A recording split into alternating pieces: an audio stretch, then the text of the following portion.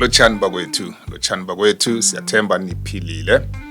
Asibandameleni ekudleni komkhumbulo lapha siza kusizana khona ukuragela phambili ngempilo. Welcome guys, welcome friends, welcome everybody, and thank you so much for making time to be part of us. I hope you are sharing our message. This is the kingdom message. This is where we come closer to our Creator.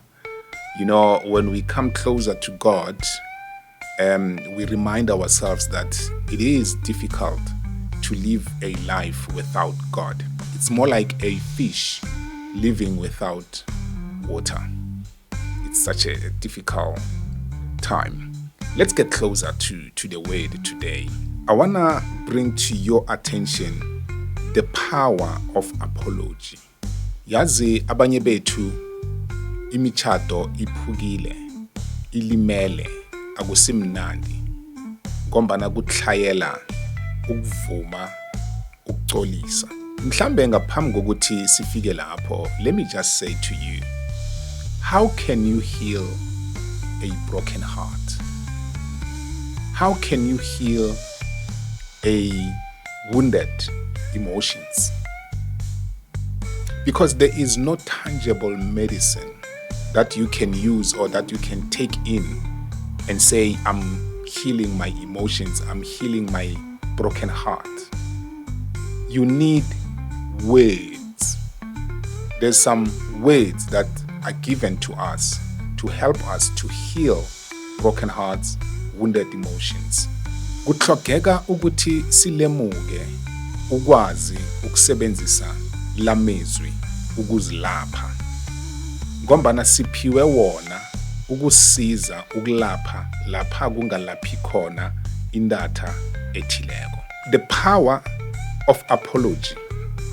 I'm quoting this quote from The Unknown. It says, apologize have the power to heal emotional wounds, restore relationships, and renew trust. Khona nje anisathembani emchadweni yenu, anizwani emsebenzini, anizwani ebhizinisini enivumelene kilo, emphakathini akusana kuthembana, ngombana kube nemichapho eyenzekako, omunye wazikhukhumeza lokhu kokuthi abhalelwe kukutsho ukuthi kwamambala ngonile, ngiphakamisa isandla, ngiba ukulitshalela.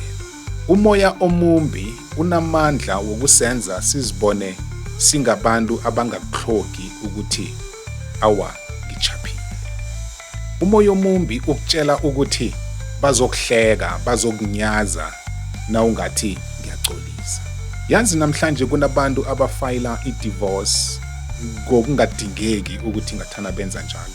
Ngombana omunye wachaphela omunye, kunokuthi axolise, kunokuthi avume ukuthi ngikonile, asilungise, wakhetha ukuthula, wakhetha ukuzikhukhumeza, wakhetha ukungavumi, wakhetha ukuthi afune ukusola lo namkha ukusola ubujamo thizeni ukuthi ngiso isizathu esimenze ukuthi enze umonakalo loyo. Kanti bekuhlogeka ukuthi asebenzise indatha esiphiwe yona yokuthi axolise, athi ngikonile sithando sami, ngiba ungilibalele. Umuntu okhona ukufika esigabeni sokuthi abawe ukulitshalelwa, avume ukuthi ngonile, lo muntu loyo ukwazi ukulapha ihliziyo ephukileko.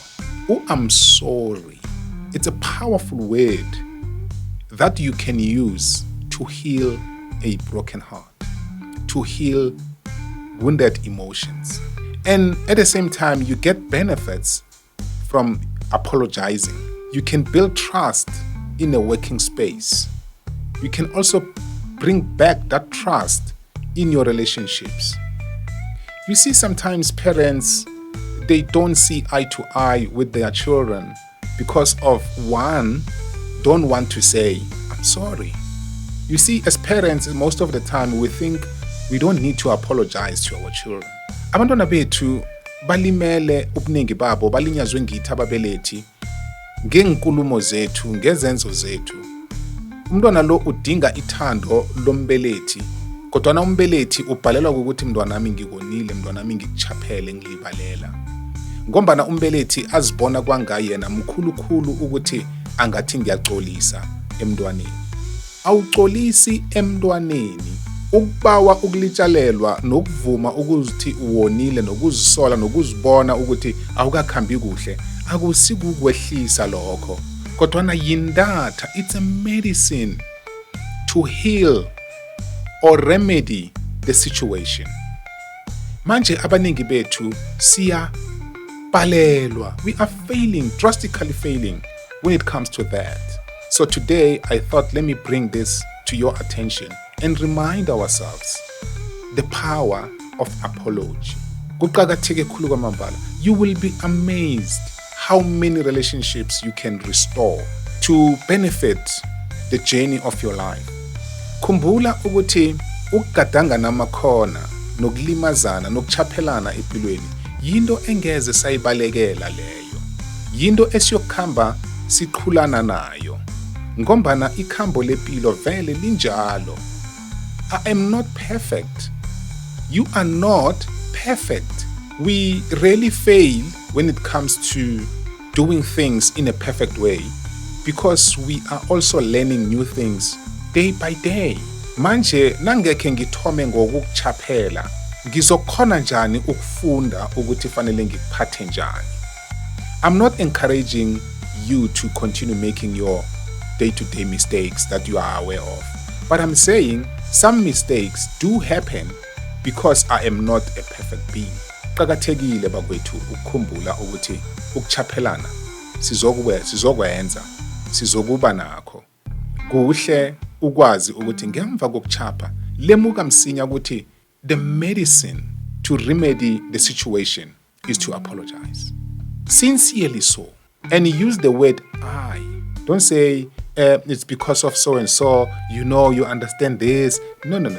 Just be honest and say, I am sorry. I am fully sorry. I regret what I have said, what I have done. I apologize.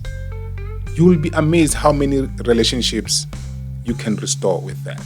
And above all, you regain trust and respect. People will respect you because you take total ownership of your mistakes. Abaningi bethu silinyazwa kungavumi, kungamukeli imichapho esiyenzako. Begodu lokho kuyasehlisa, kuyasinyazisa. Abantwana bethu nabodadewethu nalaba esihlobana nabo abasakwazi ukusihlonipha ngombana sinokuzikhukhumeza okunganalitho. Kodwana waba ngumuntu okhona ukukhumbula ukuthi nami ngiyabachaphela abanye abantu. Bese ke ubawe ukuthi kini ngilibalele man, ngichaphile.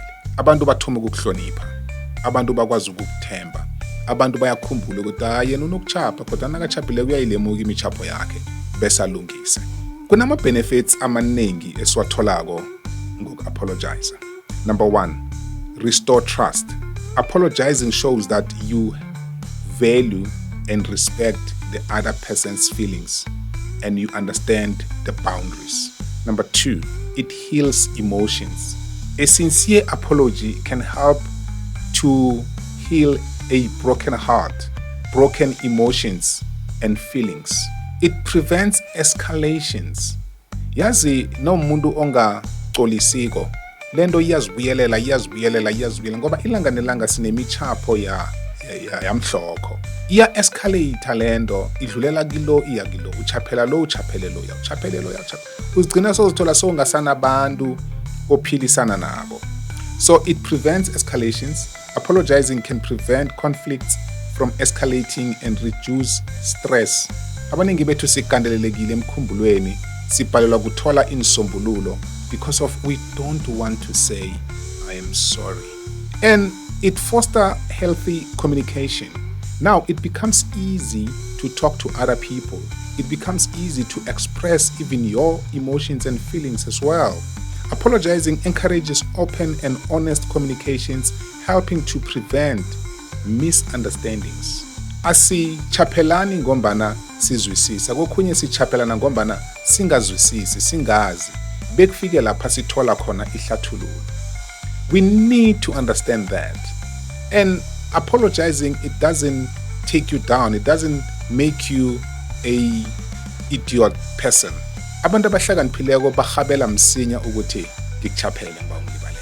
Ngombana I understand that the benefits that will come after the apology. Lastly, it promotes personal growth. Umuntu ongavumi nongafuni ukuxolisa akakhuli emkhumbulweni, akakhuli ngokwenza, akakhuli ngokuhlakanipha, akakhuli ngokuzwisisa. Apologizing requires self-reflection, accountability, and humility, ubuntu, leading to personal growth and self-improvement. It's such an important element of life that we tend to ignore. Most of us, we get into this relationship and that relationship and that relationship, and we leave the broken and destroy the breaches behind ourselves. And that's why we don't grow. It's such an imperative element of life. Let me quote just few verses that benefits me every time when I think of apology. I read from the book of Matthew, chapter 6, verse 14. It reads as follows: If you forgive those who sin against you, your heavenly Father will forgive you.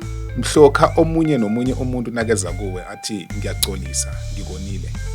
Khumbula ukumamukela, khumbula ukuvuma, begodu nokumlibalela.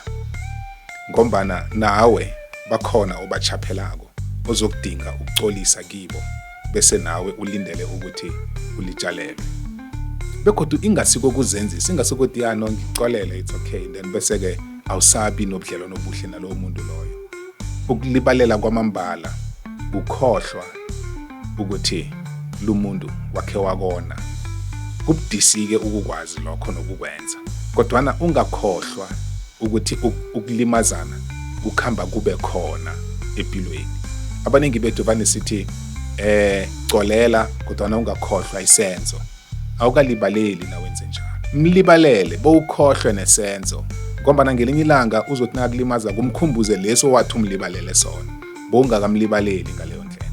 Mlibalele ukhohlwe. Kangangani imichapho esiyenzela uzimu bese siye kuye siyokuxolisa. Sithi sisathandaza ngelinye ilanga uzwe iphimbo lithi ya uba ukulitshalelwa lokho kodwana umnyaka opheleko wenza lokho, wenza nalokho, wenza nalokho, wenza nalokho. Ungazizwa njani?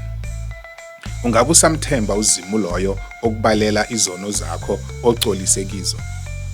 Injalo mntwana ekhaya.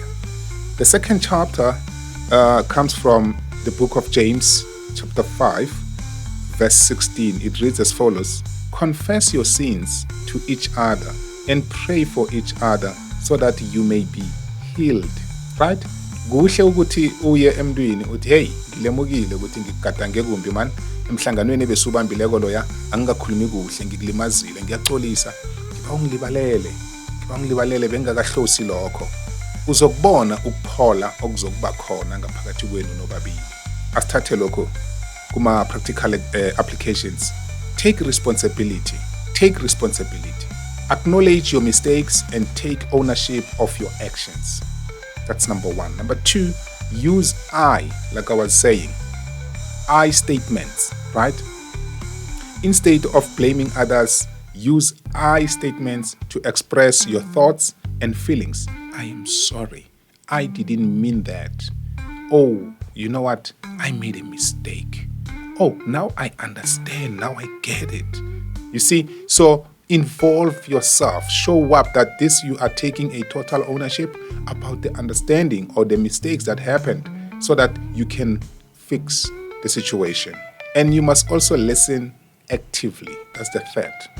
Listen carefully to the other person perspectives. Ungabi ngulomuntu ophezulu ophendula ngokulwa. Ya kuyafana. Uyaxolisa nje uzokubuyelela godu. Kwacha kwacima. No. You need to have empathy. It's important. Get into that person's emotional and feelings, especially a person who decided to come and apologize. It takes so much strength for one to come and say, I am sorry. Khumbula ukuthi intatha esiphiwe yona yokupholisa inhliziyo eziphukileko nemizwa elimeleko kubawa ukulitshalelwa begodu nokuvuma ukumlibalela. Ngithemba ukuthi ubudlelwano onabo buza kulunga ngalamezwi engikunikele wona namhlanje. Ngiyathokoza.